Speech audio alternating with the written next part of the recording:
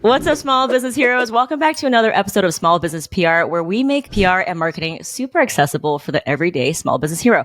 So, social media, the thing that we can't live with and can't live without. I have such a love-hate relationship with it. So if you are thinking about, does this strategy really work? Or what about this and what about that? And what's actually working on social media, this episode is for you.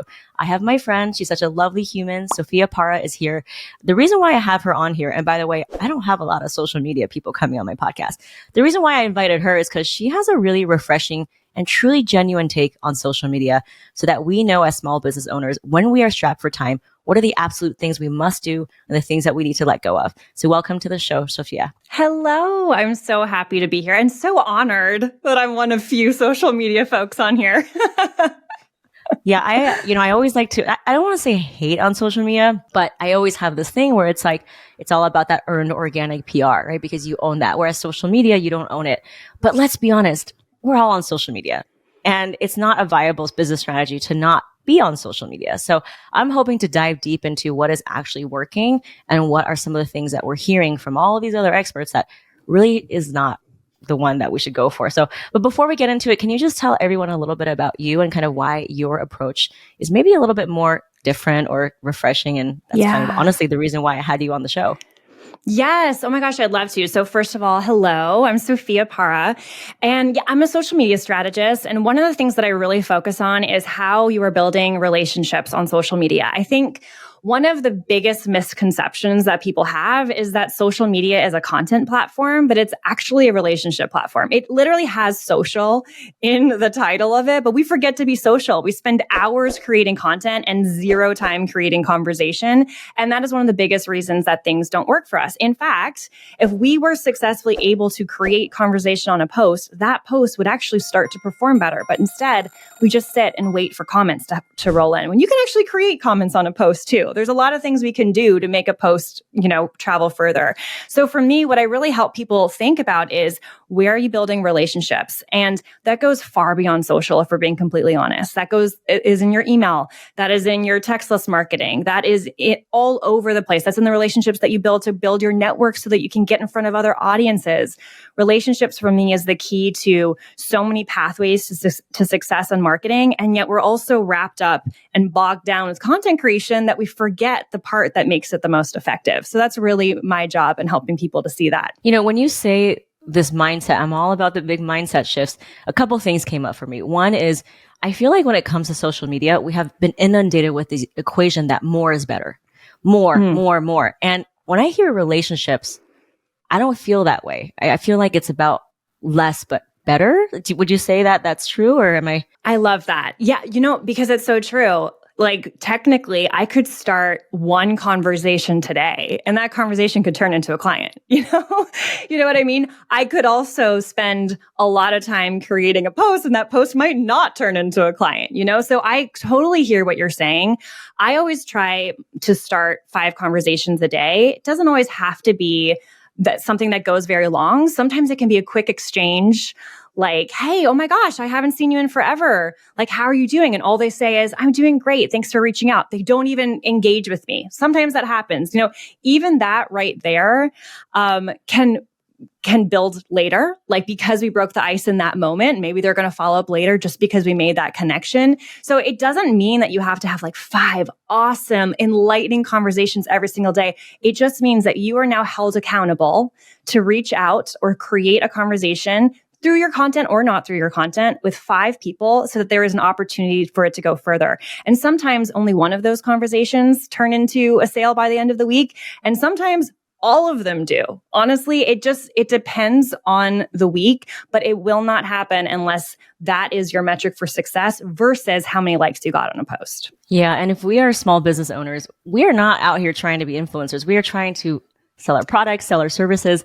And I think we are bought into this equation of just getting more followers and just always doing more. And what you're saying is, if you just really understand your purpose of being on social media, which is to sell more products and services, it's really not about more. And funny thing you say that is, some of the most successful business owners that we both know, we're talking multi-7, multi-8, they don't have a big social media following. And so that just goes to show that it doesn't always equate. So I love what you said about that. And I think we all know that like anyone can buy followers. So in this day and age where you can buy followers, where there's so many bots that you can, funnel people in, what are some of the actual metrics of success that we should be looking at to determine if it's working for us or not? Yeah. I mean, well, truly, I'm so serious when I say for me, it's only conversations. Like, I'm not even kidding. Like, I could literally post something. I have 23,000 followers, by the way. I posted something on, I can't remember, earlier this week that in the first 2 hours, I could not believe it. It only had 4 likes. And it had been a while where that had happened for me, but there was only 4 likes, right? And I was like, oh, okay. So what can I do with this right now, right? I looked at the people that had liked it and I had noticed them liking a couple of things. I had also noticed that they had been, watching my Instagram story. So I reached out and I was just like, hey, I'm so glad that this resonated with you. I'm not going to lie. I've spotted you around and I just wanted to say hi. I figured you're on my page because you're looking for marketing tips and I know you're a coach and I happen to help a lot of coaches. So that's why I made that specification. And I was like, and I know you're a coach. Is there a roadblock you need help on today? Because I don't want you to, like, if I can help you, I want to help you. Every single one replied and one of them became a client. So one post, 4 likes, total bomb. If for most people's judgments, started 4 conversations. One person really was so grateful that I replied and they turned into a client by the end of the day. So for me, the only metric is conversation. And I start those, the only metric for success, I should say, is conversation. And I start those just like I told you. I DM people that had liked a post that was a really poor performing post. I also will go on my Instagram story. I'll look at the very last story of the day. So if I let's just say I storied a few times yesterday, the last one are the people that watched all the way through, right? So they, for whatever reason, they were invested in my story, in my journey that day. I look at, let's say I have, I'm just going to pick like a random number. Let's say I have 300 people watching my story that day. I might, depending on how much time I have, DM 10 of them, right? So I might just say, hey, I just spotted you via my Instagram story. Let's say I've talked to them before, long time no speak. How are you doing after the last time we chatted about whatever it might be? Or if they're brand new, I might say, hey, I think you're brand new around here. I'm so excited to see you here. And nothing else. I'm not going to ask them anything. I'm not going to put them on the spot. I'm definitely not going to sell to them. I'm just making a connection, right? And whatever that might be, right in those moments that one person had clearly been lurking, which was fine. And I sent that message on my Instagram story and I didn't even ask for a reply, but she was like, hi, yes, haha, I'm lurking. And she did a little monkey emoji, covering her eyes. And she's like, I gotta be honest, I was actually on your website and I was considering this. I have a question. Is this the best place to ask? So it turned into something, you know what I mean? Again, because I started the conversation, which is a metric for success. So even if I don't post that day, I can still be successful if I can get 5 DMs out, right? Even that is my only metric for success, conversation. Oh my God. I don't know why I didn't have you on the show earlier. It sounds so simple. It sounds so simple. Yeah. But why are we not following it? Because sales are relationships. And I think we bought into this whole craze of you need this software, you need this camera, you need this filter, that somehow the humanness of it all went away. And I'm so glad that you reorientated us to what really are we here to do. Selling is about relationships. People will not buy from you if you don't respond to them. So that is so powerful. I'm so happy you said that. Now you gave us some really good, kind of scripts, as if you will. I want to dive a little bit more into that. And for those of you who are listening, you might want to come back to this, but I love what you said about, hey, I've seen you around. Are you looking for, marketing advice? That's also a great way. You said you got a client to doing that. What are some other ways we can break the ice for people who are just not used to having conversations like the way that you do?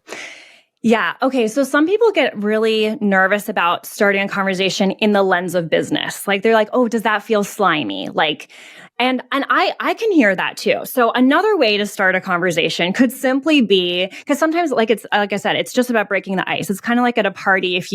Before I was married and if I was at a party and I saw a cute guy, I'm not going to walk up to the guy and be like, hey, do you want to go out with me? Right. I'm probably going to find a reason to kind of chat or bump into him or something like that, just to kind of break the ice so that there's an opportunity for a conversation to be had. It's kind of the same, right? So I could go on my Instagram story and I could do something really silly. I could Let me think of an example. I could literally ask people if they like crunchy peanut butter or smooth peanut butter, right? For me, I am very adamant about my crunchy peanut butter, but a lot of people prefer smooth peanut butter. I don't like, they're absolutely crazy to me, but whatever. But it always starts like a funny conversation, right? So people, I can say that, I can be like, you guys, I'm having a big argument with my husband right now, who is a smooth peanut butter person. He's obsessed with smooth peanut butter. I think it's absolutely disgusting. I think you need a crunch. It's peanuts, people. Why wouldn't you have crunchy peanut butter? And I'm curious, what are your thoughts? Crunchy peanut butter or smooth peanut butter? And they start replying, right? I'm not going to sell to them because they told me that they like crunchy peanut butter, right? But what this is doing is it's just building like an easy peasy relationship that once people start feeling comfortable just talking to you as a human, the next time you do put up something where maybe you are going to ask a business related question, or you are going to say, hey, everyone, just so you know, today's the last day to sign up for such and such program, or today's the last day to buy my product for Black Friday. If you have any questions, do not be a stranger. Meet me in my DMs right now and ask me. The people that feel comfortable talking to you because they chatted with you about crunchy peanut butter and they like talk to you about your background or like some other relatable thing that you talked on an Instagram story about, the people that feel comfortable because they had that conversation with you are way more likely to feel comfortable sliding into your DMs and asking you a question without feeling afraid that you're just going to bombard them with a sales question. So, or with a sales pitch. So if you feel, oh my gosh, I love this idea of starting conversations, but I don't ever want to slide into anyone's DMs and just assume they want my help or assume they want to buy from me, do that, right? Bump into the cute boy across the room. Same strategy, right? It's just coming at it from the angle of being social on social media. I will say one more, if that's okay.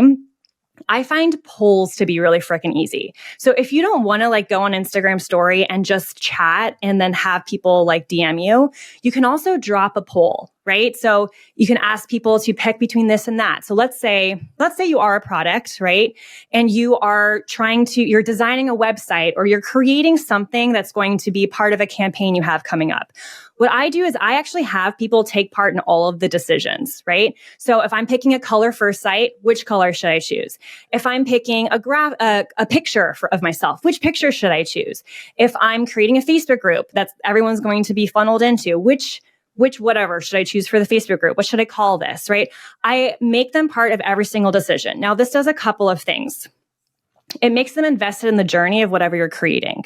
So when you actually launch it, they feel like they were a part of that. So that is a big deal for someone who's a follower and a member of your audience.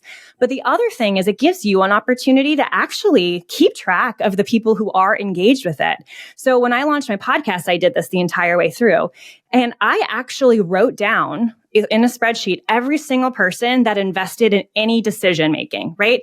Any vote, anything like that. And when my podcast launched, I DM'd all of them with the first episode and I said, hey, you helped create this. I cannot tell you how appreciative I am of your input. I could not have done this without you. Here's episode 1. I hope you love it. Thank you so much. And that was it. And so right away, I created an audience. I made them feel a part of a process. And I immediately got listens to my podcast because I DM'd it to them and they felt like excited to listen because they were part of that process. So those are 2 things that you can do to create those relationships without feeling like you're sliding into the DMs and like maybe feeling a little pitch-tastic. Oh, I love that so much. I mean, it's really a reframe. I mean, you're right. If I'm more invested in someone and them lurking, there's a 10x possibility that, when you do extend that bridge, that I'm going to walk across it and try to get more into your world, if not now, then later, because they're making already a commitment to take an action towards you. So I do love that. You talked about so many things. What I want to do is, because we're all about working smarter and not harder, I can imagine us just being on social media all day, doing random polls. What is your strategy? Like, do you have like a strategy of like post, a non-salesy thing about peanut butter one day, and then it goes into like another conversation? What is the framework, if you can walk us through that? Yeah, there's a lot I can say to this, to be honest. And I think in terms of specifics, I think it kind of depends on the goal someone has. But first step, like first thing for everyone to be on the same page about is you should decide on what that goal is, right? So for example, if I'm in a sales period, I'm going to be really upping the conversation work because I know I'm moving into my sales period. I want people to feel really engaged and comfortable with me. I want them to feel like they can slide to my DMs and ask me questions. So I might do extra polls or extra stories about myself or things like that to really lean into that goal. But there's also times when I'm not in a launch, when I'm not even gearing up for a launch, and I'm just trying to maintain what I've already got going, which is a strong community, right? So I'm going to talk really about that time frame because for most of the year, we're usually in that and we're just trying to maintain what we got. And then we kick things up when we've got something coming, right? But we also don't want to be the people that like completely peace out. And then suddenly here we are again selling something. So this is really for the in-between times, right? There are 3 posts I suggest everyone think about on a weekly basis. One post is designed to create conversation. One post is designed to create value. And one post is designed to grow a network. So for example, the post that creates conversation can take 4 minutes. It can be on your Instagram story, kind of like I said, with the crunchy peanut butter and the soft peanut butter. It could also be voting on what the value that you're going to share that week is. So it might be, for example, for me, hey, if I'm like wanting to share tips for a coach, I can say, hey, coaches, tell me which one do you want to learn about this week? A, getting better at your discovery calls, or B, creating more discovery calls on your calendar. I can let them vote A or B, right? And then let's just say everyone votes A, getting better at discovery calls. On Wednesday or whenever I post next, my value post is going to be like something on being better at your discovery calls. And I can DM that post to every single person that voted for it and thank them for voting for it, ask them if they had any questions. And then right there, I have a post that created a conversation, a post that served value, but also allowed me to connect with my people and the potential for some conversation started right there. And then my last post of that week, something to create relationship with a network. So for me, that's about like, for example, between you, me, Gloria, like maybe I reposted one of your posts to my Instagram story and was like, damn, like this girl knows her shit. Like Gloria here, like fucking love this. Everyone go look at this post or go listen to this podcast episode that she's done. I'm doing something to amplify someone else's voice.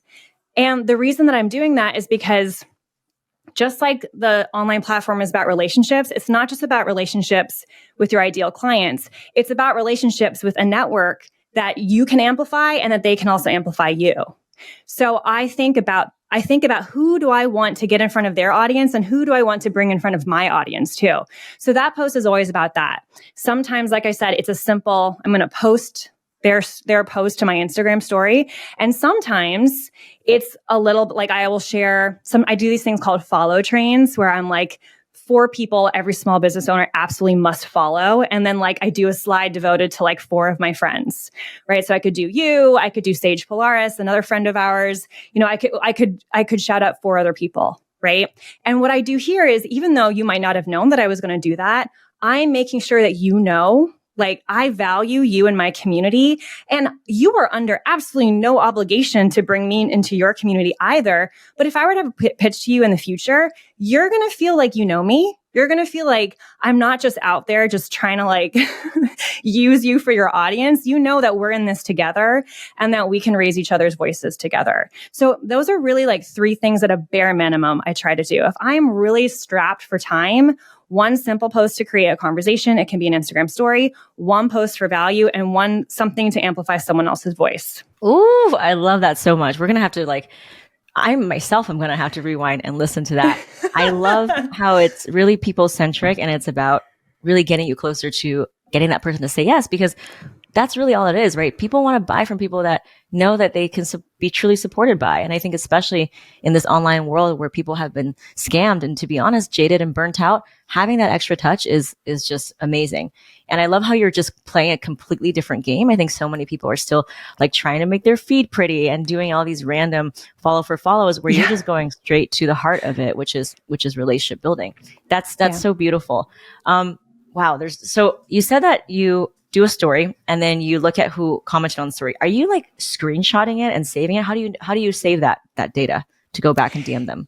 Yeah. I mean, you know what? You could do that. You could get really into that and record. And I actually used to, when I was just getting started, I used to have spreadsheets of people and I would used to really know like who I had conversations with. And I did use that. And sometimes it really helped me, but now I'm a little bit looser with that. I literally like, I'll look at my Instagram story. I'll just do it right then and there. I'll tap on their name. I'll do a quick post and then I'll go back to my Instagram story and do another person. So I'll do it all in one go. Now, inside of my actual DMs, you know how you have like you have a general inbox and then you have I can't remember what the other one is called. Primary? Primary. Thank you. And I'm pretty sure the default goes to primary and you have to move to general. I feel like it should be the other way around, but I'm pretty sure the default is to primary and then you have to physically move it to general. Whatever it is, you'll see it in your DMs. There's one that you actually have to put in there. So what I do is I DM these people, and as soon as they reply, if they reply something where I feel like, I should follow up with this person in a few days, or, this could be a bigger conversation. I don't want to forget this person. I want to come back to this person. I take that DM that automatically went into my primary and I move it into my general. So when I have, let's just say on a Friday, when I'm like kind of creating some conversations and trying to wrap some things up for that week, I go into my general inbox where all of my open conversations are, and I just go down the list and I just make sure that everyone, if they needed a follow up, I follow up with them. If there is a question that I didn't want to forget to answer, I make sure that they have an answer. If I reached out to them because they asked me to and they never replied, I just am like, hey, just making sure you saw this. That's where I can keep an eye on them. If they're in the middle of a sales conversation, I keep an eye on them there. If they downloaded my lead magnet and I want to make sure that they didn't have any questions a few days later, I can reach out to them there and keep track of them. And then as soon as the conversation is finished, it's concluded where it feels like a good place to stop, I move them back to my primary inbox. So my general inbox is only active conversations so that I can kind of keep track of it. And then, of course, if anything really does turn into a sales conversation and they want to buy, what I typically do is say, amazing. I'm going to have my OBM reach out to you, or maybe I will reach out to them, but I will do it right then and there so I don't forget. So I will just like pass that on the task so that I can move them into my primary inbox and then make sure that that's now happening in my email, which is a little easier to track than your DMs. That's amazing. So from what I'm gathering is you're never like cold outreaching people. It's always never. Like they've interacted with your post. What if you have like an evergreen funnel and you have people who like are signing up for your workshop? Do you go like and search for their handles and say thank you for signing up, or no? Oh my God, I'm so happy you asked this question. So there's a couple of things that I do. When I'm doing a workshop, I do try. Well, it's not always possible. Sometimes I have a lot of people signing up for a workshop and I can't reply to I can't send a message to every single person who signs up.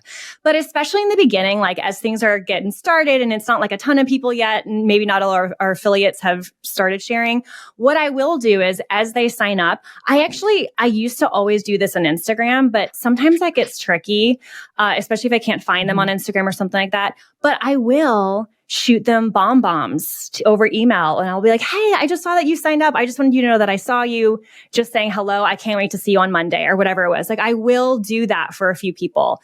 But I also have an email that goes out the day before the webinar that they're going to attend. And it says, hey, like, I'm so excited to see you tomorrow. I also want to make sure that this webinar is everything that you needed it to be. Please reply with the letter that sounds most like you. And it's like, let's just say I'm doing like a content webinar.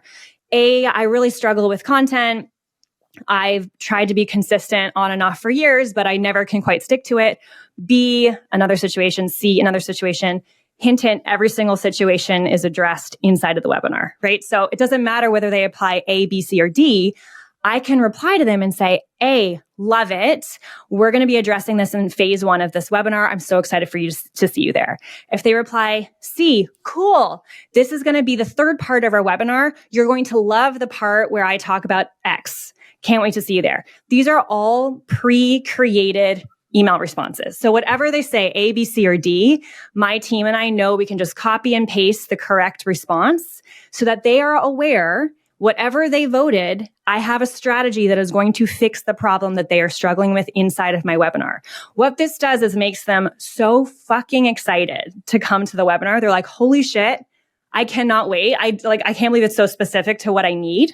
So that gets them really excited. That's one thing I do.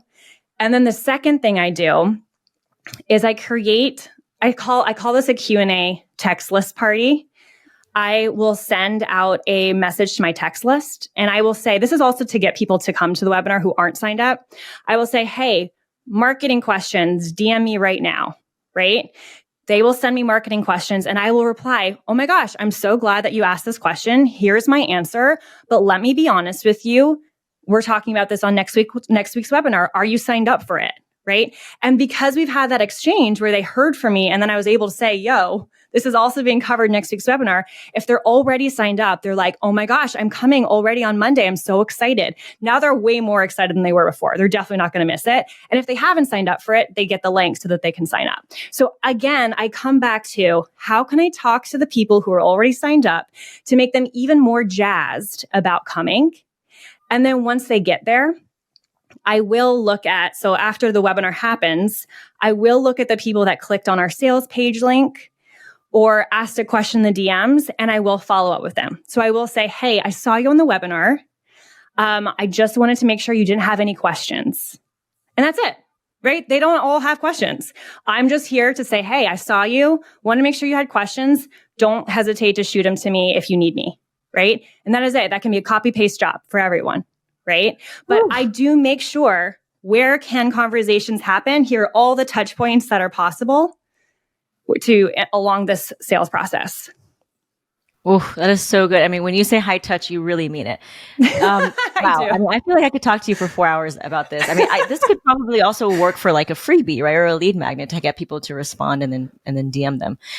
Yep. Another question is, now that you told us what we should do you have like 3 or 4 things that people are doing that you're just like, ugh, you got to stop doing that, either because it's a waste of time or that it's actually a turnoff? What should we stop doing? Yeah. I mean, well, first of all, I do think cold DMs are not good. I don't love just sliding into the DMs if someone's not a follower, if someone has literally never engaged with your content at all, or if they're not right for you. What I find is people were like, oh, I saw you watching my Instagram story, so I'm reaching out. But if they had actually clicked on their profile, they would have seen that they were a colleague and not their target audience, or just like something like that, right? So I do find like you can't always tell with people, but like the amount of times I've had people use my strategies on me and then call me like a coach when I'm a coach, but I'm not a coach in the way they think I'm a coach. I'm a marketing coach. So I'm not a life coach or a health coach. So they don't realize that because they didn't do any research on me. So they're pitching to me something that they mean for a life coach just because they saw the word coach in my bio. They're not looking at anything, right? I also think if you can not be as generic as possible, that's best, right? So I do have a lot of people ask me questions like, oh my God, I just had someone reach out today being like, oh, what's your favorite part of having a business? And I just knew they were just trying to get me to talk to them. And I was like, this is so unspecific. I mean, sorry, it's not that it's not specific, but it's so hard to answer. I will have to, like, I'm not going to even, my friend who messages me that question, I would have to take a few days to respond to them if I even was going to, because it's such a random question. But a stranger, I'm not going to, who are you? Do you know what I mean? So as much as possible, if you are going to DM someone that you don't have a ton of like conversation with, make there be a reason for it. Like, for example, hey, I noticed that you dropped a question on such and such's feed about, like this happened the other day. Someone asked someone else a question, and I noticed that I was just curious about the comments on this post. So they asked a marketing question to this person. And I noticed after 3 days, this person didn't have a response, right? So I was like, I know the answer to this question, so I might just go tell it to her. So I DM'd to her and I was like, hey, you don't know me, but I just randomly saw your comment on such and such's post, and I saw that you were wondering this question. I actually know the answer. Would it be totally crazy if I gave it to you? Or or since you don't know me, would you rather not talk to me? Totally cool either way. And she was just like, no, please tell me. And then I told her, right? So there was like a reason. I saw she asked a question that wasn't answered. I wasn't like sliding into her DMs, like trying to do something. And I did not pitch to her in that moment. Like she ended up following me, and who knows, we might chat again in the future, right? But my intention was to give her the answer and to make it possible for us to start a relationship. It was not to pitch, which leads me to my other thing. The first time you talk to someone should never be to sell them something. If they talk to you first and ask you a question about your program, of course, it might naturally go there. But do not make the intention to sell. Let that happen naturally. Now, a lot of people say, okay, how do I know if it's time to sell? So this is my other piece of advice. First of all, if you should always feel like you have all the information that you need to actually make a pitch. And the pitch should never be a pitch. The pitch should be a recommendation. So if Gloria and I were chatting and we're having a conversation about marketing and she's talking about how frustrated she is with community building, I'm making this up. Gloria's never said that to me. But let's just say Gloria's like, oh, I'm so frustrated with community building. I'm really stuck with this, and that. As we're having a conversation, if I feel like I have all the information I need to truly make a recommendation that I would stand by, right? That I'm like, Gloria would really love this program. What I could say is, Gloria, I'm listening to everything you're saying. I'm hearing that this, and this is a struggle for you. And I gotta say, I actually think my program would be a really good fit for you. There is zero pressure for me ever to join my program. And I know that wasn't the intention of this conversation, but I'm just listening to you talk and it's just a really good fit. So I wanted you to know it existed in case you didn't know that. And that's it, right? And from there, Gloria can say, great, I'd love to know more information, or thanks so much, I'll keep that in mind. Either way, she does not feel pressure from me and she knows that it exists based off of what she has told me. The big mistake people make when they pitch is they don't actually know if it's a good program for them. They haven't asked them enough questions. So if you need to know more information to make that recommendation, ask more questions and stop talking at your people. Ooh, that is so good. I love that so much. It's really about consent based. And I think that's really where sales are going now, because there's audiences are smarter. They're burnt out. They just don't like that hard sell anymore. Now, one thing that we didn't cover is, what about ManyChat and things that you can automate? Because what I'm hearing is, between all of these touch points, how do you systematize it? Because I'm not the most organized person. So what are some tools? Does ManyChat work? Do you how can you even delegate this to like an intern or a VA and keep track of all these conversations? Yeah. And ManyChat is now like approved by Instagram. So like ManyChat's a great resource. It wasn't always approved. So like back in the day when it came out, it was really like, it was like shutting down accounts because Instagram didn't like it and they didn't like third-party apps and things like that. So I did have interns and actually interns, but most of the time I just did it myself because it also kept me really like in touch with my business and who was there. But now we do have ManyChat, and ManyChat is fucking awesome. Now, what I do with ManyChat, and I'm going to be honest with you here, we're having some issues with my ManyChat. So at the moment I am doing a lot of this manually, but it won't be forever. When my ManyChat is hooked back up again and starts working again, something that I do is when I deliver the thing, I make it very clear that ManyChat is making the delivery. I also say, but if you keep replying, I will be the one replying to you. So if you get my link and you love it and you have another question, feel free to reply and I will get back to you personally, So I kind of let them know that first message is going to be from a bot. And then from there on, if you've got more questions, feel free, right? So for me, I like to be very clear about that right away. I used to try to make my bots sound like me so that people always felt like it was me. And now I'm very open. I'm like, this is a bot. Enjoy your free thingy-majigger. And if you have other questions, hit reply and Sophia will get back to you. For me, that's really like the best tool outside of doing it for yourself at ManyChat to deliver your lead magnets. But in terms of actually starting conversations, I really do suggest for the time being you doing that. People are using bots to do that, but what ends up happening is it looks like a bot. They comment on the wrong things. They do the wrong things. And I don't love that. I don't love bots for the actual relationship building part. I love bots for the delivery of the things people asked for only.